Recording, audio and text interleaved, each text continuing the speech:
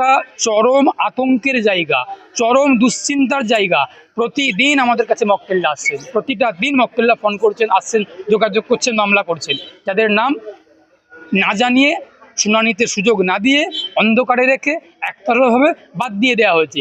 ফলে লক্ষ লক্ষ পশ্চিমবঙ্গের, ভারতবর্ষের যারা প্রকৃত নাগরিক, যাদের জন্ম পশ্চিমবঙ্গের মাটিতে, যাদের অতীত, তাদের পূর্বসূরীদের জন্ম ভারতবর্ষের মাটিতে, পশ্চিমবঙ্গের মাটিতে, তাদেরকে ইচ্ছাকৃতভাবে, পরিকল্পিতভাবে তাদেরকে এসআইআর তালিকা থেকে বাদ দিয়ে হেনস্থা করার চেষ্টা হচ্ছে।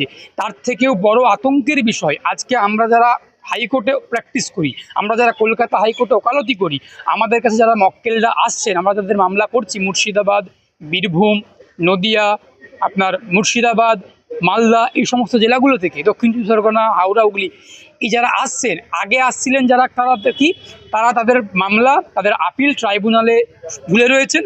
তারা তার দ্রুত শুনানির জন্য হাইকোর্টে মামলা করছিলেন, রিট করছিলেন, এখনও করছেন, আমাদের কাছে আসছেন, আমরা করছি।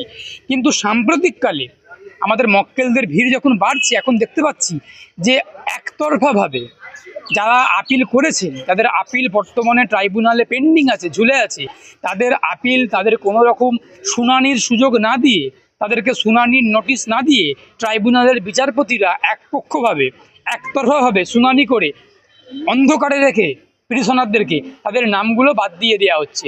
এবং অনলাইনে চেক করলে দেখা যাচ্ছে কি না, এক্সক্লুডেড ফ্রম ইরোল, অর্থাৎ তাদের নামগুলোকে বাদ দিয়ে দেওয়া হচ্ছে। এটা একটা চরম আতঙ্কের জায়গা, চরম দুশ্চিন্তার জায়গা।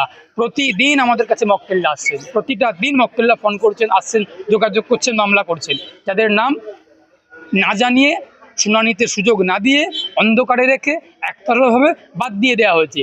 তাহলে আবার কি হচ্ছে না, আবার কিছু কিছু মানুষকে পুলিশ বাংলাদেশি সন্দেহ করে গ্রেপ্তার করছে, আটক করছে, ডিটেনশন ক্যাম্পে রাখা হচ্ছে, শুনলাম, দেখতে পেলাম যে আবার বাংলাদেশেও পাঠিয়ে দেওয়া হচ্ছে। এই যে একটা নাগরিকদের সঙ্গে বিমাতৃসুলভ আচরণ করছে, এই যে বৈষম্যমূলক আচরণ করছে রাষ্ট্র এবং সরকার, এটা নাগরিকদের জন্য অত্যন্ত চিন্তার বিষয়। আমরা আইনজীবীরা চিন্তিত, আমরা উদ্বিগ্ন, আমরা আদালতে মক্কেলদের হয়ে লড়াই করছি, মক্কেলদেরকে বিচার পাইয়ে দেওয়ার জন্য লড়াই করছি।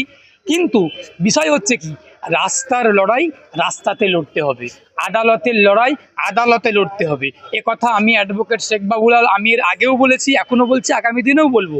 রাস্তার লড়াই রাস্তাতে লড়তে হবে, কোর্টের লড়াই কোর্টে লড়তে হবে।